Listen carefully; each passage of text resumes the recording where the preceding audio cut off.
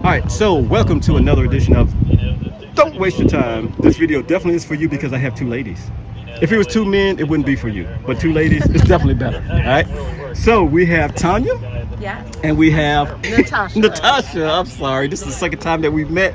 But I'm glad to have them here because they're going to talk about why EV.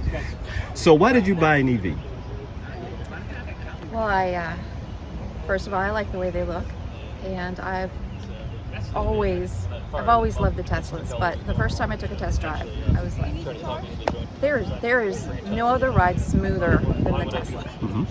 And there's nothing like driving a Tesla. The first time I hit the gas, it took my breath away. Everything is so intuitive. Everything, it's comfortable and it's stable. It is the most stable car I have ever driven, and I went from a Lexus, a very nice, stable family sedan, to this very extremely stable family sedan. And I love it. There's nothing like driving this car. It's amazing. I went from the Challenger that was amazing and fast, an SRT, to the Lexus, to this, and I will probably never buy another car. Absolutely, and I agree wholeheartedly, but why not buy a Tesla? So initially it was for the look, then I got in, it was the comfort, it was the speed, it was the access, it's the quiet of the vehicle. Unfortunately, recently I got into a really bad car accident, and I can tell you now, it's all about the safety. It's one of the most safest vehicles out there. And I walked away as proof of that. So it's so many reasons why I would not go back to an ICE vehicle, and I encourage people not just to test drive it, but to listen to others, what others have to say, their personal experience about it. I don't sell Teslas, but I do inform people that it is the best vehicle to go. It feels very safe. It feels very stable. It is very safe. So for the same reasons. Definitely love the look. I have a Model 3. Love the speed, but I stay under the speed limit as best I can. It's tough to do that though, isn't it? It's tough to do it. It's tough to do it. But also how quiet it is, how smooth that ride is. I wouldn't go back. Right. Yeah. So y'all are great, and I think y'all can talk about Teslas all day. Or EVs. We just don't want to say Tesla specific, but EVs in general. But 20 moving parts or less. You're not spending any gas. No. You're not doing any oil changes, so that's a savings in itself. Don't you agree? I agree. Well, my husband has a truck, and he works in Baltimore.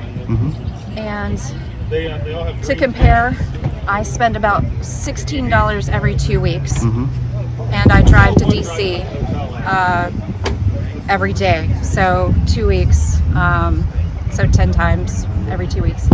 And I took his truck once, and on my way home, right like 2 miles from my house, I ended up putting $16 in it for one trip.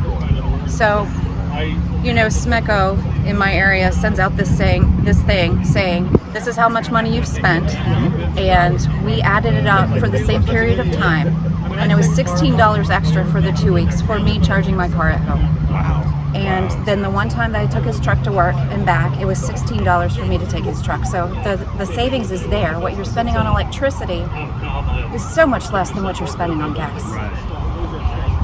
With regards to service, I also want to note that the maintenance is so low. I had service from Tesla actually come to my home twice. Once to replace the air filter, and once I broke a knob to move the seat, and they actually came out and repaired it in 10 minutes. It was under warranty, just so easy. So I love that the maintenance is very, very low. There's virtually no maintenance for the vehicle. And then when I did have to reach out, they were very, very responsive, very quick, came out to my home, did the maintenance, and they were gone. Super easy. Super easy. Okay, so the last quick thing is, let's talk about something different. We talked about charging here because we're at the supercharger here in California, Maryland. But let's talk about charging at home. How easy or how difficult is that process? Did you have to go out and get a special receptacle, a special plug to get your car charged up? How did that work out? I just brought my car home, plugged it up in my garage, and I was good to go. Many folks will upgrade their charger at home. I've not done that yet. I understand it's super easy. There are many companies out there that do it all the time, reputable.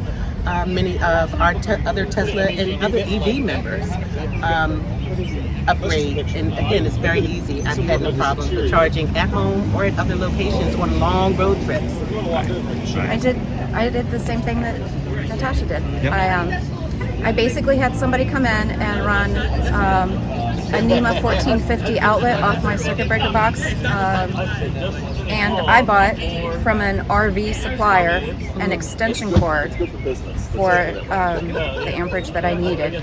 So I'm running off a NEMA 1450, running it extension cord to the Tesla supplied cable that comes with your car, and then I just plug my car in, and it's simple as that. Yep. Plug it and you're done. I'm done. Right. And the next day you get up and you got a full charge. Yeah, and that cost me $650, $700 to have that put in. Wow. Okay. Well, you two ladies, I think if anybody's listening to this, they should run out and buy a vehicle right now, because you two have been by far the best in this segment. I'm not lying. You two have just nailed it. Some of the guys are stuttering, but you guys just nailed it. So thank you so much, and we'll see you sometime down the road. Thanks again. Okay. Thank you. Thank you. Bye. All right.